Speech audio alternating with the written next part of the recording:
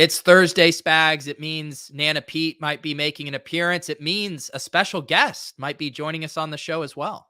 Yeah, we are going to do the thing we do here on Thursdays where we get one of you guys in on this show to do a low ball lineup with us, as well as build the Thursday night football Vikings Steelers lineup for today. We got a lot to talk about, and Nana Pete better show her ass up after she's on the thumbnail. So let's get that intro and get some Nana Pete in our lives.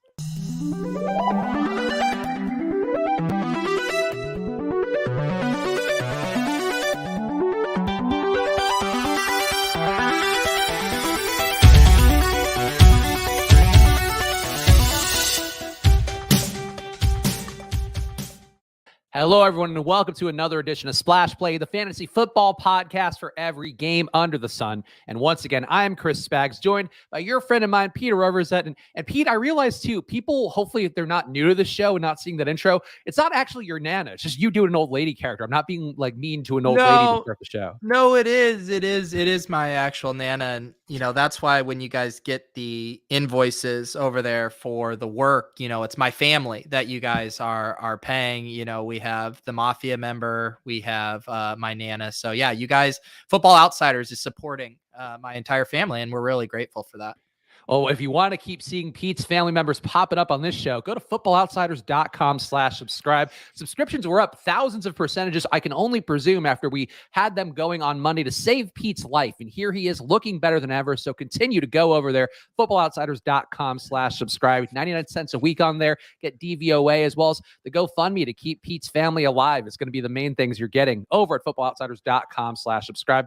Really great data overall week to week, especially for showdown slates, defense versus receiver stats on there could be a game changer. So go footballoutsiders.com/subscribe, just 99 cents a week. And also make sure you are following at Splash Play Pod and liking and subscribe to the channel here. Because Pete, I don't know if you know this, because I don't think you do the big subscriber pushes. You just kind of chill with your chill vibes hanging out. You're so close to 10,000 subs on here, and it drives me nuts that you're not whoring that out at every turn. You know what? Smiz actually put out a tweet earlier today that was very nice, alerting people to the fact. And I think I even added about 50 subs since Smiz tweeted that out. So yes, we're closing in on it. I think we're a little less than 100 away now. And it was, I think in the summer I had thought to myself that would be cool if this year we could cross 10K. As you alluded to, there's probably certain things I could do better for promotion and for growing the channel. And so I'm thankful that we were able to make it here despite my poor efforts. Yeah, you got to open your things. You do the GM bit. You could do GM, like, and subscribe to my channel, like mix it in together, I think. But, that's the thing that we love about Pete. He doesn't care about shilling. He doesn't care about promotion. He just wants to put out good content. So show him a little love and subscribe here if you're watching this video, if you're not somehow subscribed already. And, of course, subscribe to the Splash Play channel, too. Long way to go to 10,000 there. So really, that might need your love even more, some could say. But, Pete, let's talk about some of the news to start the week, because there's a lot going on. And the big news break here for today's game with the Vikings and the Steelers that we talked about, Dalvin Cook trending towards playing tonight after some quote-unquote intense rehab got him where he needed to be for this matchup. And I guess the spot, Pete, was one where Dalvin Cook wasn't expected to be back until the 20th, I think was what I was reading today. And his shoulder good enough to go. And any speculation about his intense rehab or thoughts about him as a DFS play tonight, either is up for you to take for yourself right now. Yeah, I was talking about this with Justin in the Discord earlier, and I've been reading kind of some tweets on it. My take is that this is going to be closer to the Aaron Jones coming back week, the, Darrell Henderson situation from this past week, where my read is that these guys are such competitors. They want to play so bad. They don't want to lose their job to these backups that they force their way back very quickly. Dalvin Cook dislocated his shoulder 11 days ago. The Tom Pelissero report was that he was going to need to be, wearing a harness even to have a chance today. So my take is that the team, appeases these guys. All right, if the doctors clear you, we can suit you up.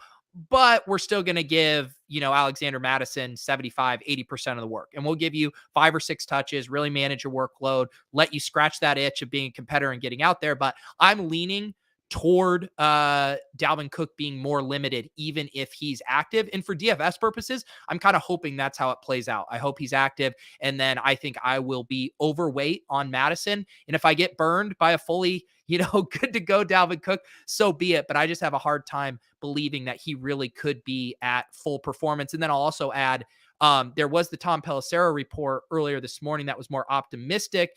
And then there was the Josina Anderson report that came out about 45 minutes ago that made it seem actually more questionable on the game time decision front. Yes, definitely want to watch the news on tonight and see if we get some more clarity. Maybe it'll be one of those famous pitch counts that they've been giving a lot of players recently for Dalvin Cook. Maybe we will hear he's a full go, and then you can sort of decide if you're believing that or not. But definitely one to keep your eyes peeled for the news coming up. Another item that could require some news, the Niners signing Brian Hill this week. And this is a guy we've talked about a lot this year, Pete, with Elijah Mitchell. He had an MRI that, according to Kyle Shanahan, showed irritation on his knee, which I don't know how MRIs are showing that necessarily. Could be him doing that double speak that Kyle Shanahan loves. But you've been as in touch with the Niners backfield, I feel like, as anybody I know in terms of being able to predict which ways the winds are blowing. So how do you feel about the spot with Mitchell banged up, maybe able to play, but clearly the injuries have to be racking up from before they play Cincinnati? Yeah, he didn't practice yesterday, right? Have we seen a practice report on him today yet? I don't think there's been one out yet because of the West Coast timing. Yeah, I mean, my read was that he was going to be pretty questionable for this week, and it seemed like we were going to be maybe heading toward a Hasty and Jeff Wilson kind of backfield. But we've also seen, this I guess goes against my previous point about Dalvin Cook and not rushing him back. Eli Mitchell, they were saying was going to be wrapped up from his finger, surgery or whatever. And then they gave him all kinds of work because the team loves him so much. So this might be a situation where if he's even remotely good to go, the team is going to make sure he's back there just because he's been playing so well. But yeah, for season long stuff, I'd definitely be, I know in one of our high stakes leagues, we took a stab on getting Jeff Wilson just because the risk reward proposition there is just so good. If things break right where Eli doesn't play and then Jeff Wilson, leads the backfield and touches. So I'd be taking stabs there, just knowing that if you get it right, it's going to be a pretty nice reward. Yeah, and unlike last time where Jeff Wilson did pick up some steam throughout the week, and then Deebo Samuel had a bunch of runs for touchdowns and just a lot of rushes in general, no Deebo this week. So it does seem like the backfield could get a little more love, whether you are going more Jeff Wilson's way, more JaMychal Hasty's way. We'll see if there's any news updates coming for tomorrow's show, where we will be joined by Nick Ercolano, and we will, Pete, as you told me before the show, we will not be talking DFS at all. We're talking strictly season long with Nick. That's true. Also, just before I forget, because I meant to do this at the top. So we are doing our retweet giveaway to be on the show here in about 20 minutes for lowball DFS builds. It looks like we have up to like 7 legitimate entries so far. I did just post the link in the chat. You guys have about another, let's say, 10 minutes to share this. If you retweet this, you will be entered onto the wheel. We'll spin that in 10 minutes, and then I will DM you the StreamYard link to battle in the low ball streets. But yeah, circling back to it, very excited to have Nick Ercolano on. Great content creator, very funny over at Nick BDGE YouTube. Some of you guys familiar with him. He came on the randomizer this year, and I think he will be lots of fun. We'll have to think about what our special segment is going to be. I have an idea. I'll float to you after the show. Okay. I'm excited to have Nick on. I've not done content with Nick before. I've enjoyed what I've seen from him through social media and some of that randomizer show that Pete did with him. So I'm curious to see how he does in this Thunderdome that is, of course, Splash Play that somebody will be stepping into as well. And make sure to check the chat right now if you want to get on the show. Retweet that link so you can get in for our wheel spin in a little bit. Today, other news, Joe Mixon missing practice in that same matchup against San Francisco coming up for him. It's an illness for him, so might be one where hopefully a quick clearing illness and not a COVID-related one. No reports about that. But Joe Mixon, an illness at this point of the week, Pete, I feel like something to monitor, but you got to assume Joe Mixon's going to be out there. Yeah, I hadn't gotten too worried about this one. I mean, normally with the illness stuff, they're fine unless it's the COVID, which we should actually talk about because the Chargers situation is. I got that next on the list. Yeah. Okay. Yeah. So I'm not too worried about Mixon yet. That game, it was like when I first saw it on paper, I was like, oh, Bengals 49ers could be pretty fun. But then I saw Pat Thorman had it as a pace down game. And, you got a little bit of question mark on Joe Burrow's health. Now you got the Joe Mixon stuff. That could be a slow pace slog, there. Maybe I'm cooling on that game a bit. Speaking of that game, Keenan Allen is on the COVID list. Mike Williams is 2 as a close contact, but he could make it in for Sunday versus the Giants. He just has to have 5 negative tests. He and Chris Harris are both guys who are close contacts, and they both have said that they're not vaccinated, but also they're asymptomatic and haven't tested positive so far. So I think we have to talk about the either or of this one, Pete, and then hopefully we'll know a little more by tomorrow. But I think the official alert won't come until Saturday. But if Mike Williams is in, what do you think of him that way? And if Mike Williams is out, I guess, are there any Chargers players you'd give a drastic bump up to? Yeah, so this one is tough because we were kind of debating this on ship chasing. Obviously, if Keenan's out and Mike Williams plays, I mean, he's going to be such a smash. He's only 6,000 on DraftKings. He was already trending up last week, finally crossed 100 yards again for the first time in a while. If both of those guys are out, now we're down to Jalen, Guyton, and Josh Palmer. Guyton, of course, is more of the clear out cardio specialist, running, fly routes, but he did score last week, which is kind of good because I prefer Josh Palmer, the rookie. I think he's the one who would actually see a meaningful role change kind of sliding into the Keenan role. Whereas I think Guyton just kind of keeps his, clear out deep threat role. So that's more interesting to me. And they're both really cheap. Palmer is 3K, Jalen Guyton is 3,400. And then there's also some enthusiasm, as always, around the tight ends. Not so much Jared Cook because no one ever gets excited about him. But the PSM bros are very excited about Donald Parham and him perhaps getting an uptick. So I think you're looking at, if those top two guys are out, a huge Austin Eckler game, and then probably 2 of those 4 guys between the 2 tight ends and the 2 kind of, ancillary wide receivers are going to be set up for a pretty big, target game. Yeah, I'm with you on that. I think if Mike Williams somehow ends up out, I could see minimum salary Josh Palmer popping up a lot for me. Andre Roberts, too, somebody that I think should have to get some snaps as well. Probably not as live for me as Josh Palmer, unless that Josh Palmer got very chalky. I do think that people will go Jalen Guyton's way. Actually, touted Jalen Guyton as one of our waiver wire pickups without knowing this would be a COVID situation that we would have. And I think he's a perfectly fine play, but he's the name that people know. And I agree with you. Like, he is mostly a wind sprint guy. Wouldn't be shocking if he called a deep ball, but I think in terms of getting volume, it does seem like Josh Palmer would be the guy to watch there. And we are philosophically agreed, which of course means that Mike Williams will play and just play Mike Williams. Other news that we got so far, Julio Jones returning for Tennessee versus Jacksonville. Is he going to be meaningfully in play for you? $5,400 DK price tag. And of course, no AJ Brown. Yeah, I haven't thought about this one too much. I have such an inherent bias against him, although I've been showing growth because he's very similar in my mind to kind of Adam Thielen. And I finally have given in, the past few weeks and started playing Adam Thielen. Of course, he got hurt last week. That didn't work out well. But yeah, the Julio stuff, I mean, you can get excited about the volume because they're just so desperate for playmakers. And, Ryan Tannehill, where he really thrives is in the play action. And I forget who I was listening to, one of the data whizzes guys talking about the Titans play action stuff, but it's really been hurt ever since Derrick Henry was out of the offense. And they just don't have enough weapons to get defenses, willing to bite on that play action. So if the running game can get going, you get Julio back in there. Maybe there's a little bit there. If you can sell me on, an 8 target game for Julio Jones, I'll start to get interested. And Derrick Henry, somebody we're going to talk about a little bit in our numbers don't lie segment where I'll give Pete and I think possibly our guests too, depending on how it times out. 3 stats, 2 of them are true, 1 of them is a lie, and Derrick Henry is prominently involved because I did some digging around, or maybe that's a fake one. Who knows? We'll find out a little bit. Other news: DeAndre Swift yet to return to practice. TJ Hawkinson's also been out with an injured hand. And the question I'll have, Pete, if these guys don't make it in somehow, or even if they do, we talked about some teams that maybe are just no-fly zones for us moving forward in DFS. But would you dare play a line at Denver if you do have, I guess, a banged up Swift or no Swift and no Hawkinson? Yeah, that's another game that Thorman had as a pace down game, which doesn't seem too fun there.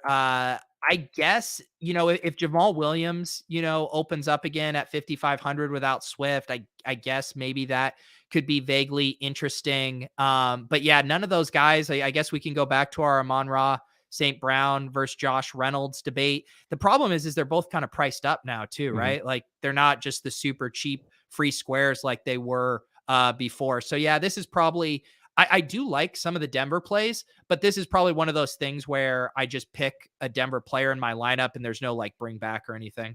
Yeah, I would agree. Amon-Ra St. Brown, as Pete mentioned, 5K now on DraftKings. Josh Reynolds, 4,100 on DraftKings. So these guys, definitely not the minimum salary flyers they've been in the past. Same game, Melvin Gordon is back to being a limited practice participant so far. And I thought it was interesting because the Awesome ownership projections have Javonte Williams right now as one of the chalk plays. And that's with the projections, assuming that Melvin Gordon plays. And this is a question I'd have for you, Pete, because I think the casual players like 3 years ago, you would probably see a lot of people playing Javonte Williams coming off the one big game. People then think, oh, like Melvin Gordon didn't play, but it doesn't matter because like he's going to get 90% of the share moving forward because he was that good. It's not usually how football goes. And I don't know if that ownership will hold. Like, I don't think Javonte Williams ends up as the number 2 owned overall player on the slate if you do get Melvin Gordon back in. But how are you feeling about that one? And I guess if you do get a chalky Javonte, is it time to play Melvin Gordon as the pivot? Yeah, I was kind of talking this through on the Swolecast because I kind of like Javonte in almost in a way. I kind of hope Melvin Gordon's back for his ownership because I do agree. Obviously, if Melvin Gordon is out, Javonte Williams at 5,900 is going to be the most popular back on the slate, especially after what he did on a primetime Island game. But all season long, I'd be staring at my spreadsheet and Javonte Williams and Melvin Gordon would be both in the low fives. 5K on DraftKings for pricing, and both would project pretty well. They would look like good points per dollar plays. And now he's only a little bit more at 5,900. And maybe the genie can't be put back in the bottle with Javonte's breakout. So to me, I think even if Melvin returns, if they just shift a little bit more work to him, if it goes to like a 65-35 instead of a 50-50, I think he could really pay that off. And it'll be an ownership thing for me ultimately. I mean, if Melvin's back, but Javonte then goes under, say, 10%, I think that starts to get pretty interesting. Similar to kind of the dynamic we saw with AJ Dillon and Aaron Jones, where it's like, yeah, Aaron Jones is back, but they're still using AJ Dillon in a lot of high leverage situations. Yeah, the concern I would have is that Melvin Gordon just had so much more touchdown equity on the year, 56% of the rushing touchdowns compared to 22% for Javonte Williams, 12.5% of the passing touchdowns for both guys, with receiving touchdowns rather for both guys. I just think that's one of those spots to me where if the ownership is there heavy, maybe move away from Javonte. If the ownership isn't there, like he's a great tournament play, as is probably Melvin Gordon going against a Detroit team that gives up scores to everybody. JD McKissic back as a limited participant in practice as well after concussion kept him out. Antonio Gibson's been looking like a monster lately, Pete. I don't know if you are tracking his snap counts too closely, but it was over 55 snaps last game. I think it's been over that the last few weeks. So despite that broken shin that he had earlier in the year, I guess they're just working him into the ground. But spot against Dallas, we got to score some points. So how does McKissic being in or out affect your views on Antonio Gibson and I guess the football team overall?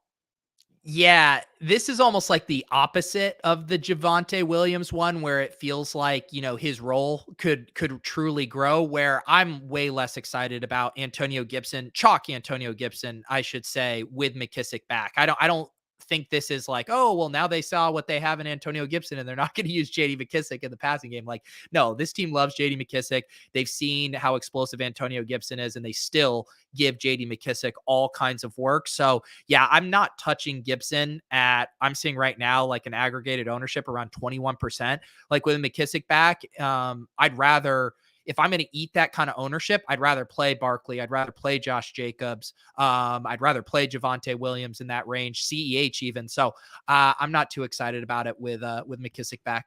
And the last news item I have, and we'll see if Pete has any others that he put in the Fantasy Life newsletter or not, but Allen Robinson expected to play on Sunday Night Football versus Green Bay. Justin Fields also returning. Would you trust either guy? Obviously, Sunday Night Football a long ways away. I don't even think the prices are out yet for the showdown on DraftKings, but do you care about Allen Robinson or Justin Fields being back?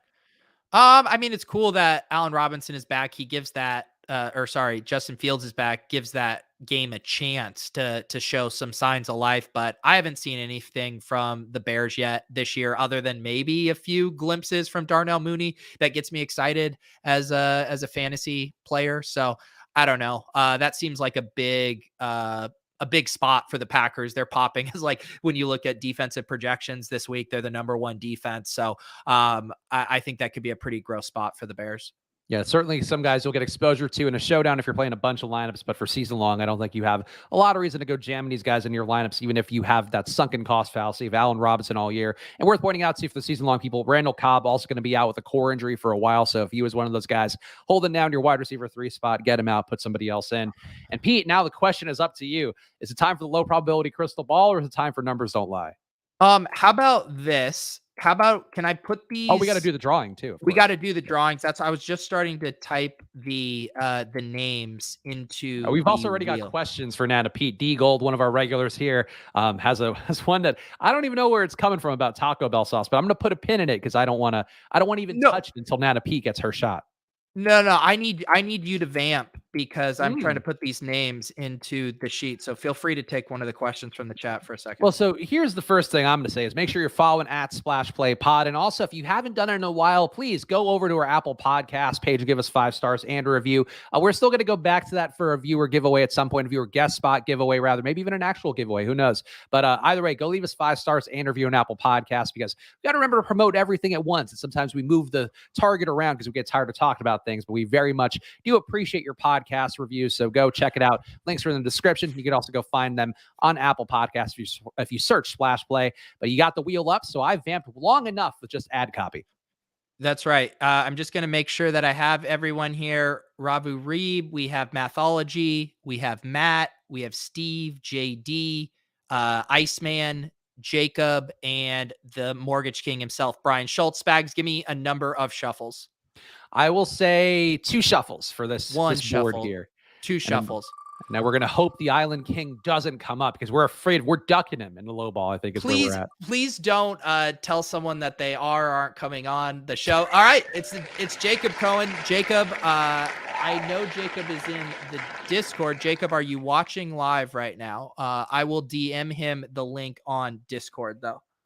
Jacob Cohen, I saw, he actually confuses me a lot in your Discord. And of course, the Deposit Kingdom links are in the description as well. If you want to join Pete's Discord, be a part of the conversation on there. His cat's avatar looks a lot like your cat avatar. And it just fucks with me where I'm like, Pete's not being that funny here.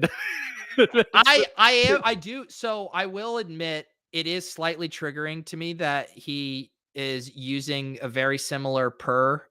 However, in the Discord, I did change my avatar, so I feel like it maybe opened up a little bit for him, but it is basically catfishing, and we will address that when he gets on the show. Quite literally catfishing, given that it is in fact it's a cool cat, right? I believe.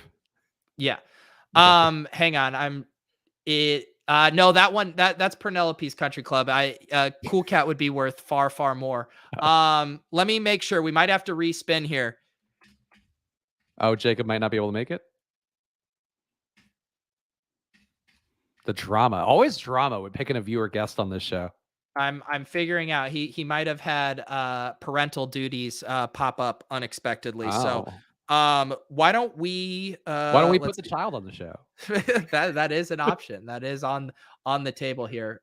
I got to learn how to deal with children at some point, Pete. I think might as well rip the bandage off and do it live on a stream. Okay. All right. He wants us to respin. So let's respin and then we'll get the link. And then we can do crystal ball. Seems like Jacob's ducking us. You think he's afraid of the cat controversy, the Penelope's Country Club controversy. All right, we are respinning here. I see Matt 43402, who I am not familiar with. I am going to DM you though, Matt, the link, and excited to meet you here in a bit, assuming you're available. So I'm going to send this to you. Oh yeah, Matt, I feel like Matt engages with a good amount of our stuff. So I'm excited to see Matt as well. It does seem like he's got a Celtics logo. So perhaps right in your backyard, Pete. That's right. Should I tell him like 7 or 8 minutes? Yeah, that works. Tell him to come by the house. Come by the house, kick off your shoes. All right. We're good. Right, so let's do the low probability crystal ball then. I think if you feel emotionally ready here, you're coming off illness. Is Nana Pete ready? I mean, I'm never ready, but sometimes once you just slip on the I will of course put on my shawl to look mysterious and mystical, as I always try to here, but vaguely erotic, like if I were on the cover of a romance novel. That's always my personal goal. There we go. Oh, do you turn because your lights are back there? You don't turn the lights down. I feel like Nana Pete's presence drives the lights in your background down slightly. I don't touch a thing, Spags. Should I go to? Is purple a more mystical color for me? Do I look more wise? You have such beautiful skin that no matter what, you look so beautiful, Spags. Oh, okay. So you must not have gotten into character yet, given that you're being nice. But let's do it, of course, that it's time where we are going to look into our low probability crystal balls and take a glimpse into the future of some things that could happen. Sometimes very well thought out bets, sometimes things that we're winging left and right, talking about gibblers and such. And of course, it wouldn't be possible if it weren't for our good friend Nana Pete. I see something in the chat that's very disturbing to me. Someone says, "Get me on the show." The sense of entitlement from these chat rats is offensive to me. There's very strict rules for how you get on the show. Spags, I would say they're very clearly explained, and yet people seem to not understand how it works. Devin saying he sent you St. Elmo sauce, and yet I see nothing in my crystal ball indicating that I got some of that horseradish cocktail sauce. So, what kind of flim flam game are you running over there, Nana Pete? This is very true. Devin sent me some St. Elmo sauce back in 1942. It's, of course, the famous steakhouse in Indianapolis where Peyton Manning will go for a nice shrimp cocktail every now and again. And I'm sure, Spags, if you were to grease the wheels a bit, so to speak, maybe squeeze a little tushy, then maybe you could get a bottle of St. Elmo's as well. Well, what my crystal ball tells me is that when you were a younger woman, you used to take St. Elmo sauce, put a little dab on your finger, and then put it right in Jamar Chase's bunghole so that he could keep an erection for a longer period of time. What Jamar and I did with that sauce stays between Jamar and I, but let's just say we went through a bottle a week. Just dipping your gibblers in it left and right, one can only presume. You don't need a crystal ball to see that one. But Nana Pete, obviously you're on the thumbnail here, so I feel like perhaps you would want to go first. It's so hard for me to do this now. The expectations are through the roof. People want my analysis on derrieres across the league, and I get it. There's lots of nice looking butts. I must say, one Mr. Cordero Patterson, they talk about his skill set being a Swiss Army knife of sorts. Well, the things you could do with that butt is almost as versatile as a Swiss Army knife itself, Spags. I'd open up. Would you dare to list some of the things that you could do with his butt? Because there's so many of them, a multitude, some could say, in my crystal ball. Please list at least 5 things you could do with Cordell Patterson's buttocks. Yes, for sure. Number one, you could balance a low probability crystal ball. It would simply rest on the curvature of his big butt. You could take a bottle of St. Elmo sauce and open it between his crack. You could take one of those, whatever those things magicians have, they're long handkerchief. I think it's a handkerchief, and you could keep pulling it out of his butt forever because it would be deep within the recesses. That's how cavernous it is in there. You could also you could draw in permanent marker an eyeball on each cheek, and then basically do a puppet show where you're basically on the other side of Mr. Patterson, and then you're kind of pulling the butt cheeks apart to pretend like it's talking. I mean, that could be very fun for everyone. Our pal Hayden Wiggs would love that, an Ace Ventura fan. Exactly. We're all draw inspiration from some places. I remember watching Ace Ventura on a projector in the schoolyard in 1932. Jim Carrey was a generational talent, and I appreciate his work. The Truman Show always makes me cry. It's hit so close to home, Spag. Sometimes I feel like I'm living in a simulation of sorts. Perhaps one where a cavernous asshole is a positive, I think is the simulation you're living in, which does not true up with my reality. I'm sorry. Sometimes I feel like I now dominate this segment, and for better or worse, this is a partnership. This is something we do together, and I suppose it would behoove me to let you talk. Who do you see in your crystal ball, little spaggies, in your flat buttocks? To be clear, my buttocks are in fact not flat. I have a full Italian derriere, which we can talk about more. Show me your ass right now if it's so robust, because every time I've ever heard you talk, all I've ever thought is this boy must have the flattest ass I've ever heard. So show me this juicy ass of yours, because I don't fucking buy it. People, Kyle Davis saying, prove it's not flat. This is not people calling this premium content. And then our pal Brian said that he buys your content in OnlyGrants. And quite frankly, Nana Pete, I shan't be going that direction. Show the dumpy now. Will not. I will show my ass in a different way by providing a pic here from my crystal ball. When did you become a prude?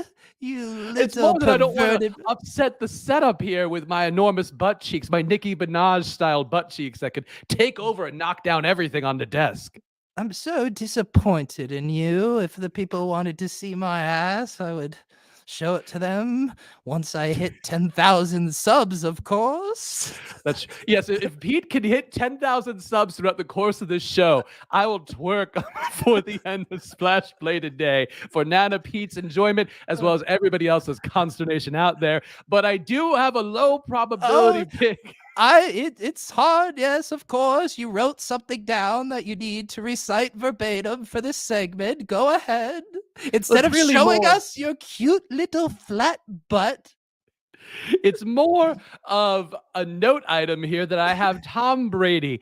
We're looking at season-long props, looking at longer-term probability plays that are still low probability. Tom Brady, -110 to be the passing yards leader. Currently sits at 37.71. My eyes are up here. Stop reading the teleprompter, Spags. What if I were to tell you, Nana Pete, that Tom Brady is 4 games up in the NFC South and also has a chance to not be in play for that bye week? Perhaps he rests down the stretch. One man who cannot rest down the stretch, young Patrick Mahomes, +2,000 to be the passing yards leader, and he has 33.84 for himself. Perhaps regression due, Nana Pete, for Patrick Mahomes to pay some gigantic crystal ball-based dividends. Look at that butt. My God, it's nice. If we're not going to see old Spaggy's flat piece of plywood, then we might as well look at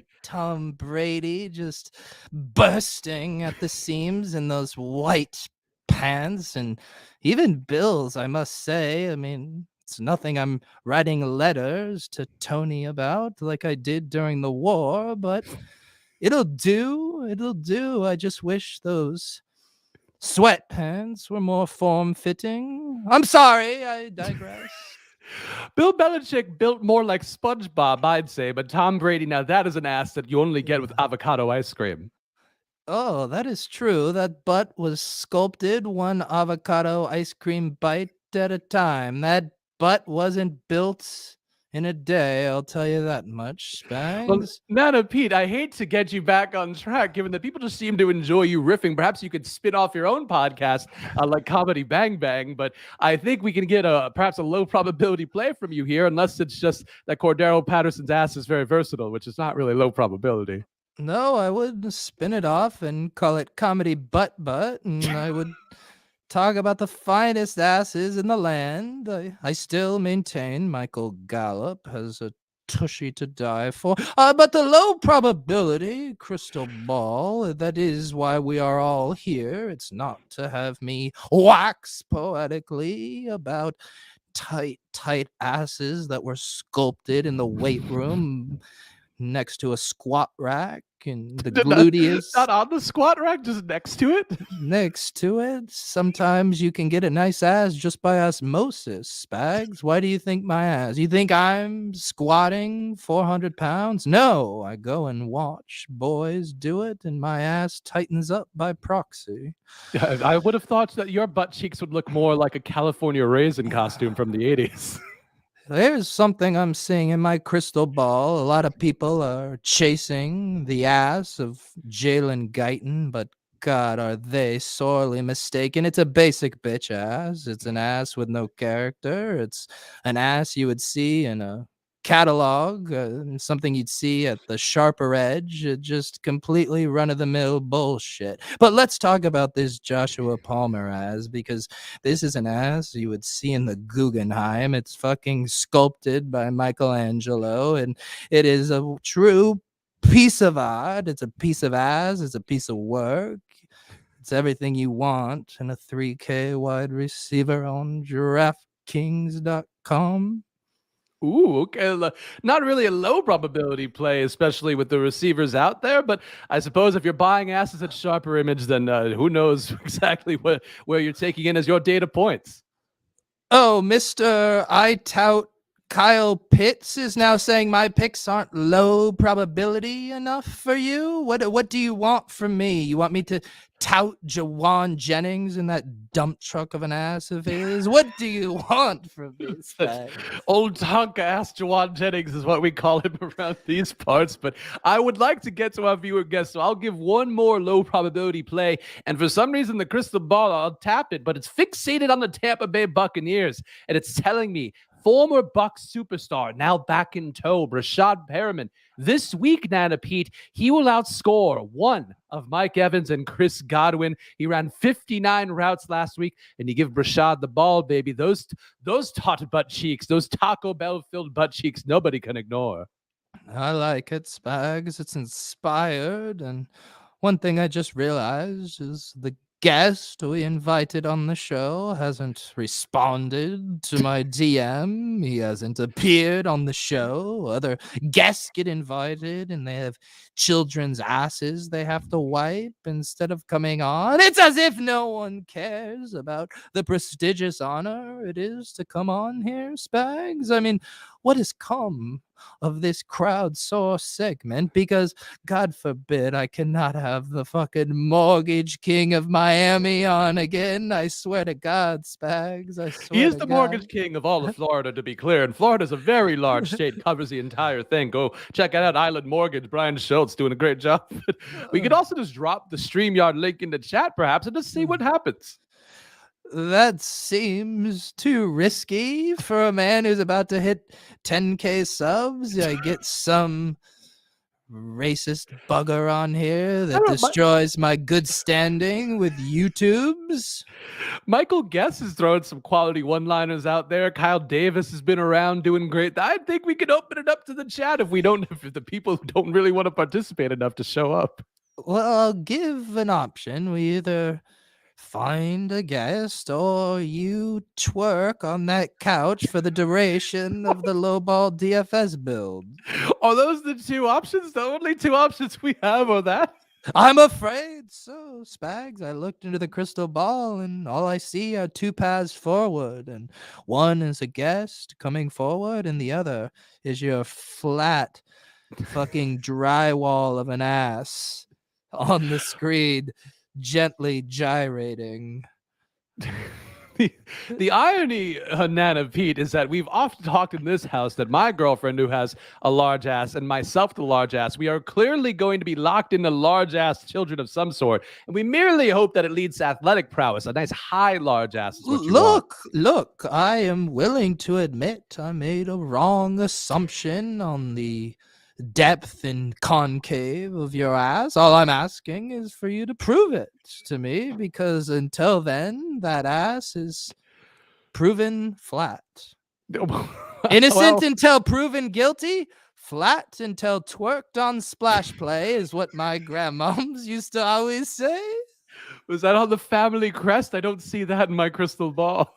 Zachary, what are your question marks? You most articulate. I just can't have you pecking away at your keyboard, you inarticulated fuck. Sorry, I'm so sorry. I messed up. Well, Nana Pete, it seems like you've really ran the gamut here of ass-related content. Is there anything else you would like to add to the low probability crystal ball, or should we call it quits? I feel like I've peered into the future enough. I gave some gold star locks of the week and sign up for footballoutsiders.com so Spags' college ruled paper of an ass can keep getting direct deposits in his account every 2 weeks unless they do monthly pay, in which case monthly.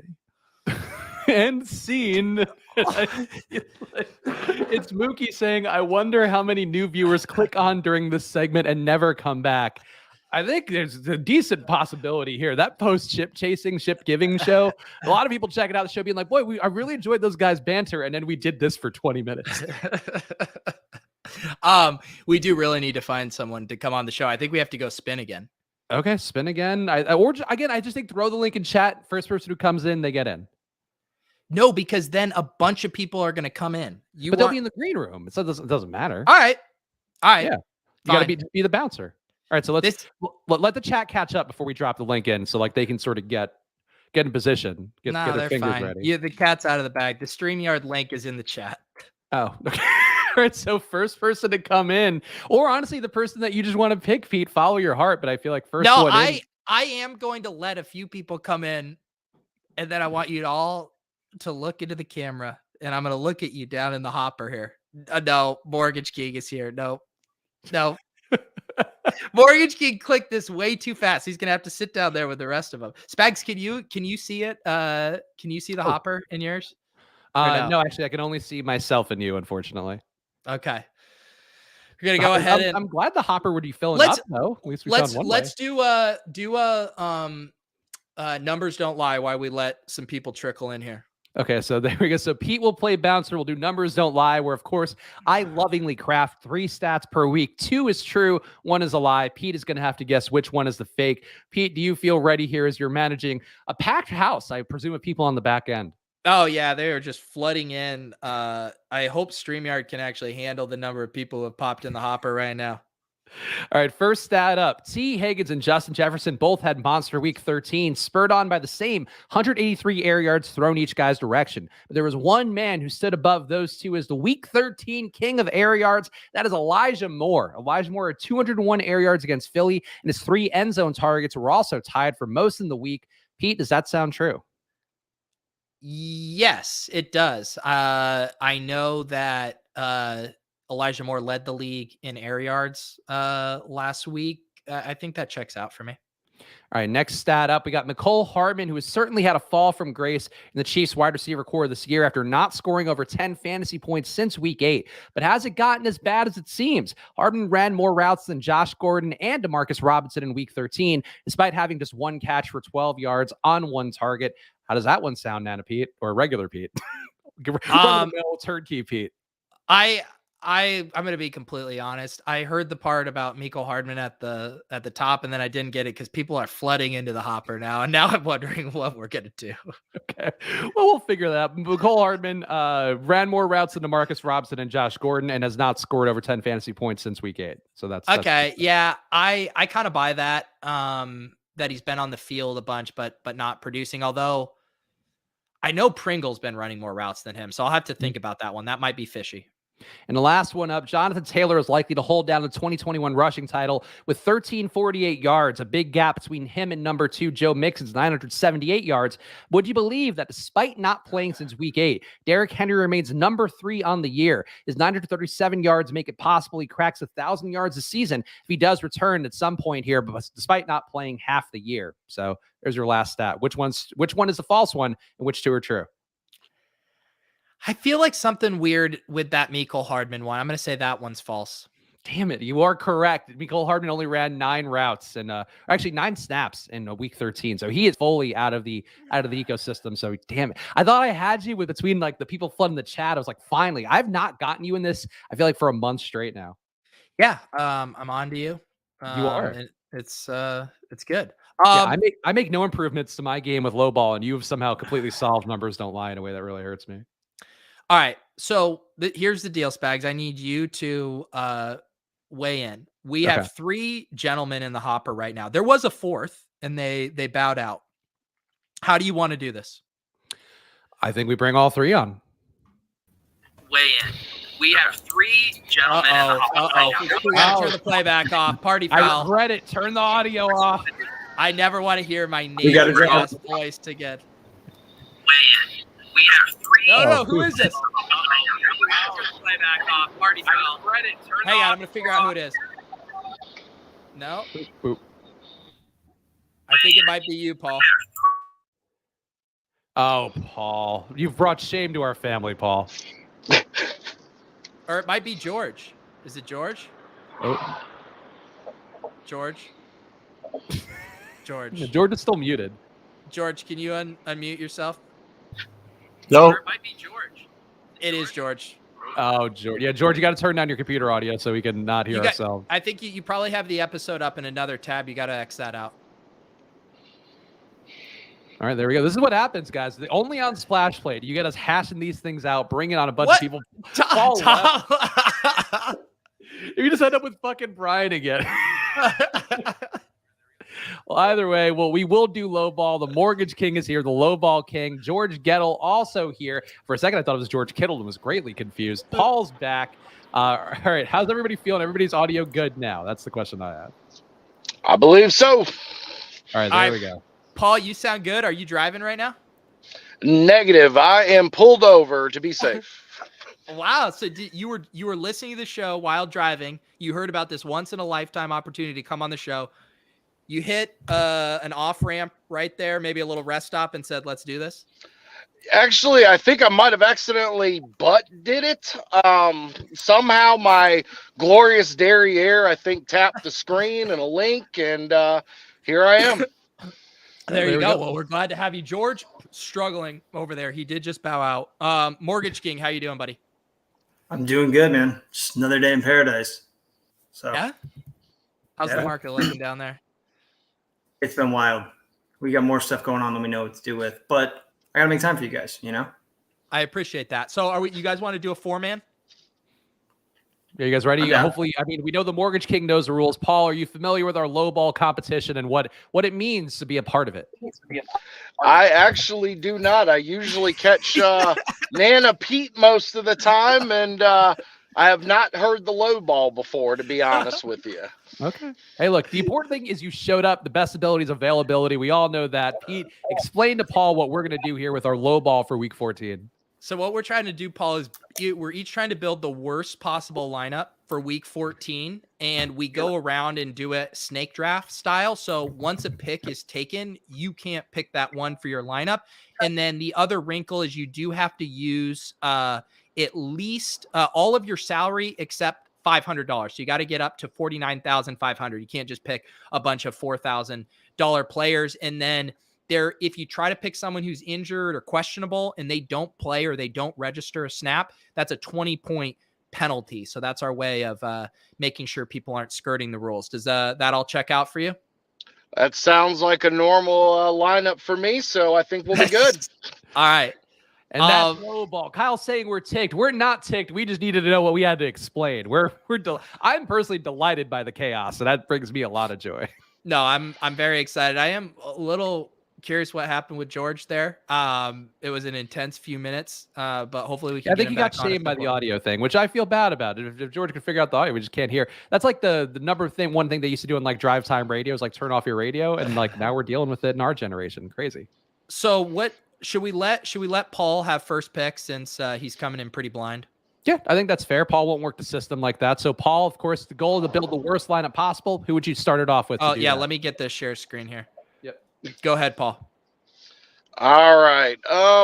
Let's go. I think what we'll do in this situation with this kind of slate, being very interesting and all. I think Nana Pete kind of alluded to somebody I thought might be a good pick for a scenario like this.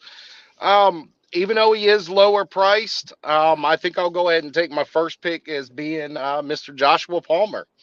Okay. Ooh. All right. This is not the normal line you take in low ball, but I appreciate this. He could certainly airball. But you are gonna have to spend some salary. You're already immediately up to 6K there. But I like the cojones on that pick. Yeah. And a lot of the field who will be owning him heavily will be disappointed to know that he was the number 1 pick in low ball, I'm sure. Pete, since you and Brian are much better at low ball than me, I think I should get the next pick. Yeah, that's fair. Okay, I'll take Marcus Mariota at QB. Yeah, where'd you get that idea? I'm closing the loop. As I always do, Pete, I take your bit, I steal it, and then it ends up blowing up in my face, so I'm sure he won't play at all, or he'll put up 50 fantasy points somehow. All right, I'm going to ask the Island King a question here. Did Trey Lance register a snap this week?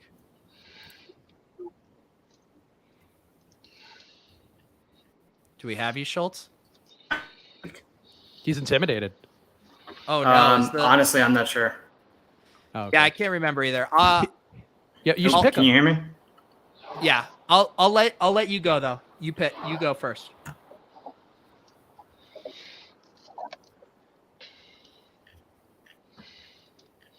Brian, is your internet struggling today? I think it might be. Yeah. Oh, no. Is it better now? A cursed segment. Who would have thought that No? 50 minutes of Nana Pete talking about my butt cheeks would lead to things falling apart on the show? We hear Am I you back in? intermittently, Can you guys hear but me it now? seems like we're on a lag for you. I've got everything else off the internet. All right, we're gonna give you that the chat is losing You know what? steam here quickly. Make it a 3-man. Paul, you got this.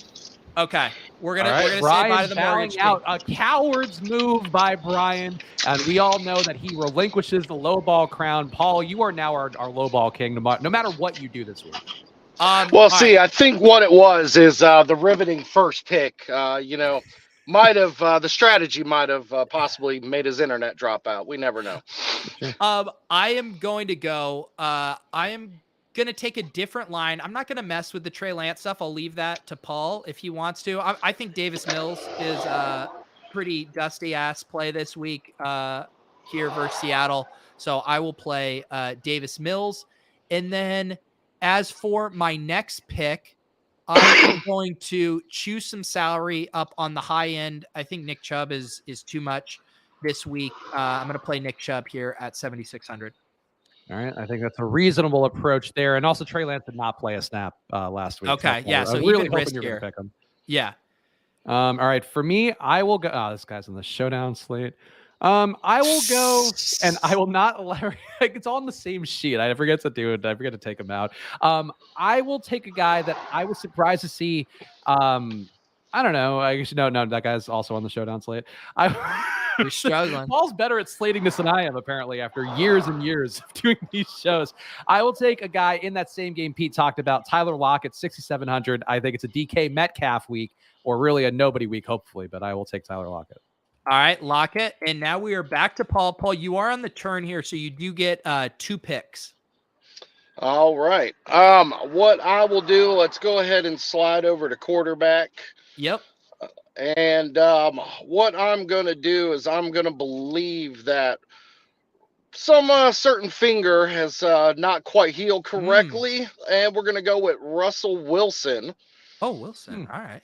I wasn't sure if you're going to go Burrow or Wilson there, but another risky pick against the Texans there, but lines up with Spags' take that the Seahawks might struggle. Yeah, and that's where I'm going with that option. And plus, I had to spend some money there, so yep, it was a good opportunity to do that. And then also, I am going to take. I believe this running back is going to have a little bit of a tough time this week. Spags just mentioned him, and it's Nick Chubb. Nick Chubb. I already took him.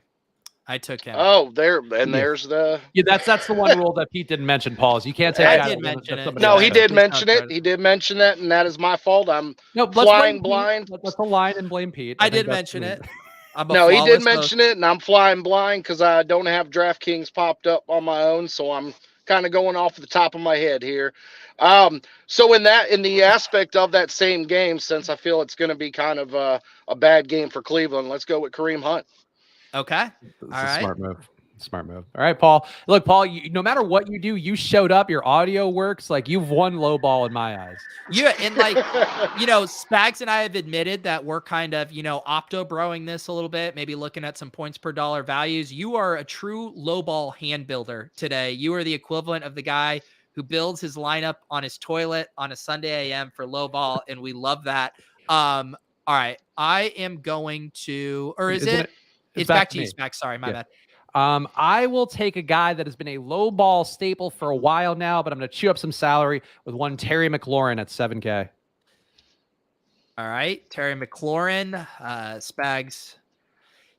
I can't even make jokes about you building a good tournament team now that you took Mariota. It really does hurt. No, I know that's good. If I ruin one of our bits and also build a mediocre but not good line for low ball or real life, that means I've done my job. That's right.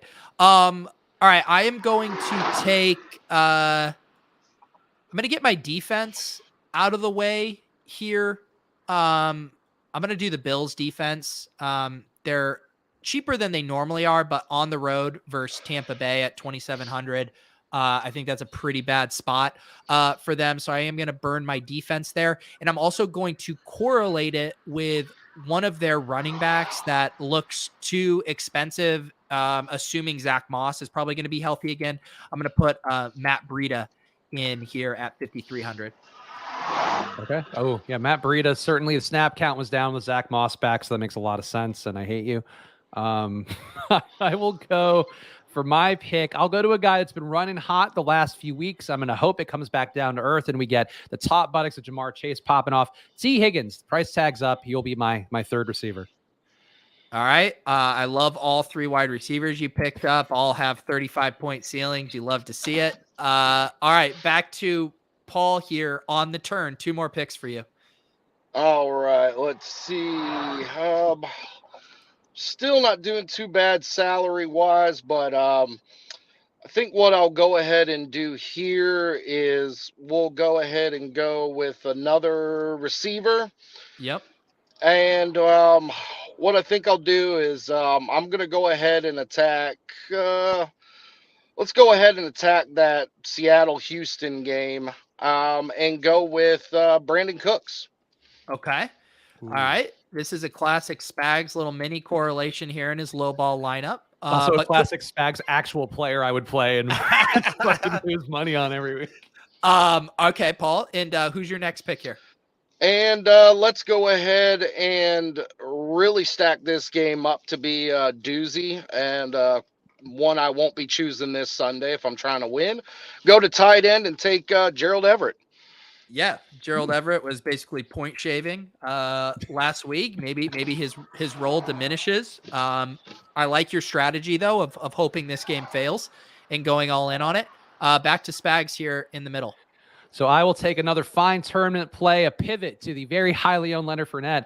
I'll hope that Ezekiel Elliott continues being dog shit at 7,300 on DK. All right. Gobbling up salary here. There you go, Spags. Nice little mini correlation there with McLaurin. Love that for you. Okay, I'm going to have to start picking some wide receivers at some point. I am going to pick a guy that it's how you got to win low ball. You got to take some risks. Marquis Brown looks a little pricey for his boom bust role here at 6,300. So I'll play the Ravens struggling here on the road in Cleveland this week. Smart move. A lot of snaps for Marquise Brown recently, but we know that doesn't always result in points. And I'm also going to do another very risky pick here, but try to chew up some major salary. We have seen the highs with George Kittle last week, and we have also seen the lows. And I think this 6,900 price tag is a little rich for him here. So I'm going to burn salary here with Kittle and hope I get one of these 2-point games and not the 42.6 point games. I hate that pick. I think it's a terrible one with Deebo Samuel sideline, but I love the pick for me, and that's what matters. Yeah, Deebo Samuel was never mind. I'm not going to argue with this. I'm just going to play my game, and because I always beat you in this contest, so I will take one more. Actually, let's see if this will give me enough money to even get there. I'll take one more salary gobbler, and I'll take a guy who's killed me in my season-long league and embarrassed me at my job because I fucking picked him too high up. Travis Kelce, one more crap week at 7,400 at tight end. I love how you shit on. Kelsey's just a better version of the Kittle play. Yeah, but Tyreek Hill is playing. So they still make up the entirety of the offense. All Yeah, right, they're back both delightful tournament plays. We can all agree there. All right, Paul. All right, let's go ahead and let's see. I got to burn some salary here. Yeah, you're at 6,400 average for your final 4 picks: running back, wide receiver, flex, and defense. And they say DraftKings is so much harder than FanDuel. Oh, good Lord. Let's go with this pick. Let's go ahead and eliminate my second running back spot. And let's go here. Spend some salary, not thinking. I don't know if I trust his knee quite 100%. And honestly, I think some of it is a little bit of coach's speak. But I'm going to go ahead and take Ezekiel Elliott here. Spags just took him, so he's off the board. Oh, my goodness. I guess maybe I should. Great minds think alike. I guess maybe I should actually listen better listen better while I'm on a show. That would probably help some. That's honestly people watching the show too at home. They don't pay attention to us. It's okay. Well, I'm used to the old radio days where you couldn't have your audio turned up too much, like you alluded to before. So I didn't want to blare it over. Really? But all right. Well, since that great pick was also gone, actually, I think a good pick here might also be the chiseled ass of Cordarrelle Patterson. I think this may be a game where he doesn't quite get what his projection's going to be. Unfortunately, as a South Georgia resident, I hear quite a bit about these guys. That's right. All right, who's your next pick here at the turn?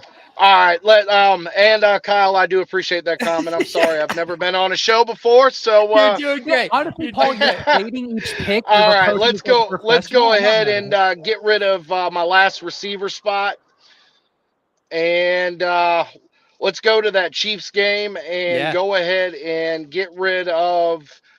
Let's go with Lord Byron Pringle.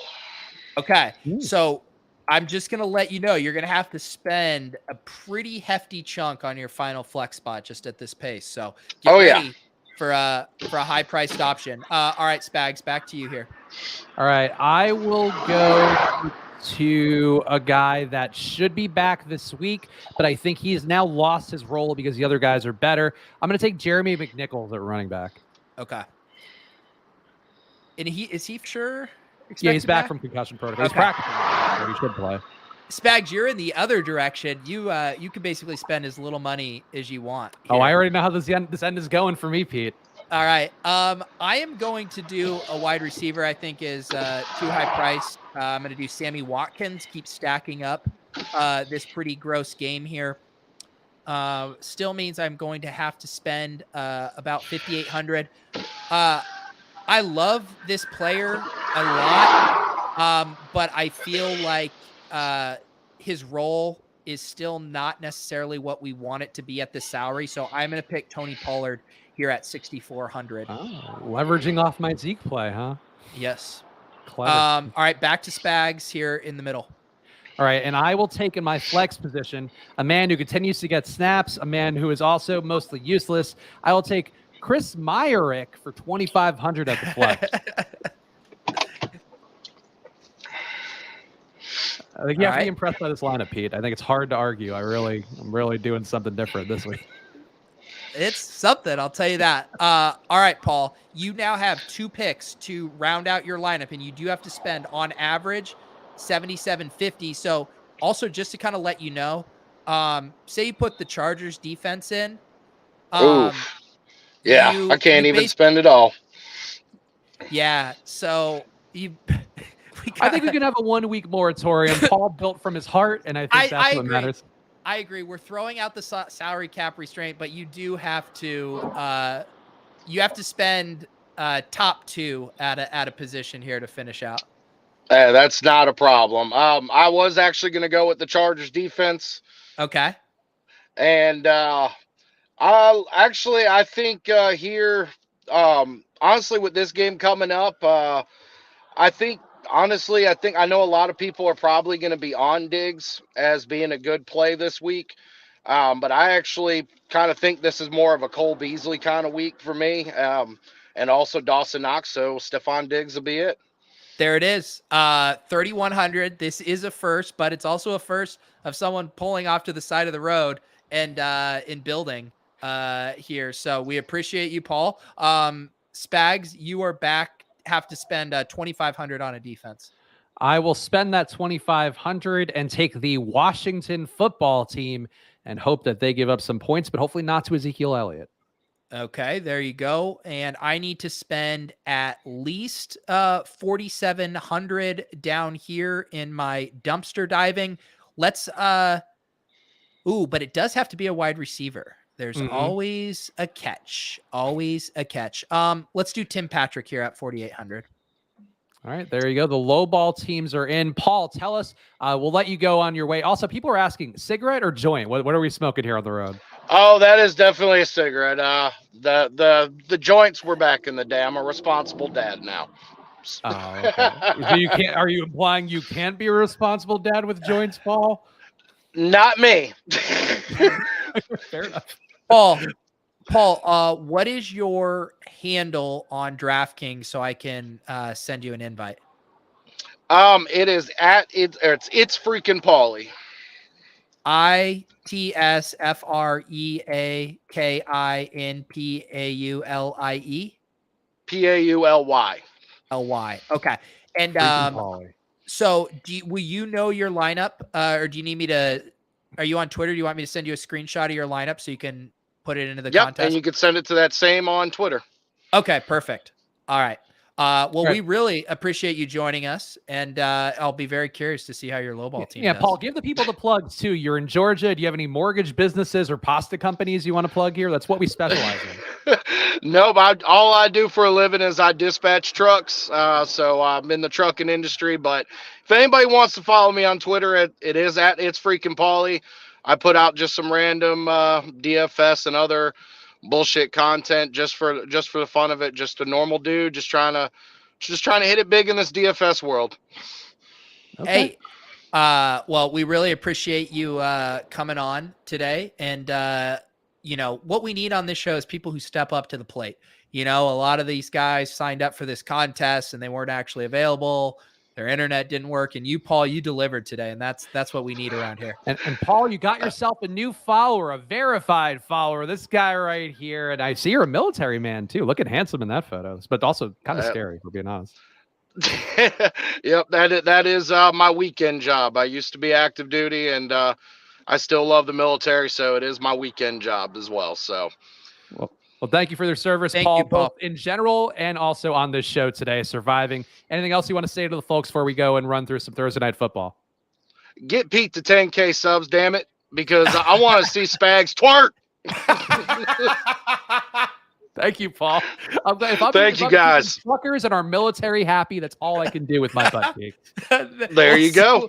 We'll see you, Paul. All right, thanks, Paul. There you go. There goes Paul. Follow It's Freaking Paulie on Twitter. I did it myself, and you can do it for yourself as well, Pete. We survived that one by the skin of our teeth. I now like the idea, comedians, musicians, they go overseas and perform for the troops. I want Spags going and just twerking for the troops across the pond. We didn't get to 10K subs yet, right? We're okay. I highly doubt it. It. I mean, look, I probably lost in high demand. I probably lost subs this week. All right, so shout out Paul, and again, follow It's Freaking Paulie. No G was the mistake I made on there. Let's do a quick run through for Thursday Night Football. We don't have to build a lineup for it. You guys can figure it out on your own. Run an optimizer. That's what I'd say. But we'll do our ride or die picks. Pete, we got Pittsburgh 20.5 implied points, Minnesota 23.5 implied points. Dalvin Cook status up in the air, but seems like he'll be playing in some capacity. So pick whoever you want for your showdown captain. Really? Anyone I want? Anyone. All right, Justin Jefferson. Oh, I should have not said anyone. I gave you it out. I literally gave you a second to think about it. All right.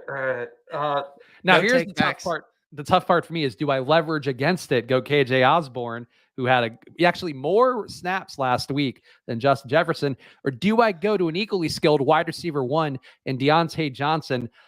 Football Outsiders DVOA says Deontay Johnson should be getting a 9% boost according to the Minnesota numbers on the year that they're giving up to wide receiver 1s. So I'll go Deontay Johnson as my showdown captain. I think that looks like a very nice pick there, and we'll have to see how this stuff shakes out with Dalvin Cook and Madison. I think there might be some potential for the slate to get flipped on its head, depending on some news there. So he said the thing. Spags, don't. Also, I just have to point out, I do have Justin Jefferson projected with my projections for 27.5 fantasy points. So he would be number 1 by a pretty good margin. I'll just give you kind of the thought process that went in my head. So when we have like the Josh Allen or the Lamar Jackson, and I see he's like 35% optimal captain, that's when I take it off the board. I'm sitting here looking at Justin Jefferson at 21%, Najee 14, Deontay Johnson 12.6. I said, it's just close enough that I'll give Spags a chance, but I won't say we're going to throw a captain off the board. I gave you the chance. You didn't take it. I picked the best captain. I also I'll tell you my process. We'll go inside the DFS pick studio. I saw a couple guys here projected for over 20. I have Najee Harris projected over 20, have Dalvin Cook over 20, assuming that he gets his full workload, Kirk Cousins. So like from a GPP perspective, you're right, but it's clearly the most plus EV pick by a wide margin. Right. Yeah. Right. So of course. So keep that in mind when building lineups today for everybody else out there. Yes, and I'll be doing a showdown cram tonight after inactives around 7:40, I think is when I scheduled it, if we want to see what the updated sims are looking like then. All right, so make sure to subscribe to Pete's channel, please. We're so close to 10K. If he's not at 10K by tomorrow, I'm gonna be very disappointed in Pete specifically, and none of you. You did the best you could, but I appreciate you guys subscribing to Pete's channel, and of course, go subscribe to the Splash Play channel too. It's not just all Pete. Sometimes other channels need some love too. So go check that out on YouTube as well. Make sure to follow at Splash Play Pods. You'll know whenever you get a chance to be a viewer guest here on this show, or just to see when we have new episodes out. And follow at Peter Overzet. Follow at Chris Spags. Pete, anything else you want to say here before we call it quits? No, we'll be back tomorrow at 2:30 with Nick Ercolano. Will be a very fun show, so looking forward to that. Yeah, so come join us then, and we'll see you guys soon. Enjoy your nights. Good luck.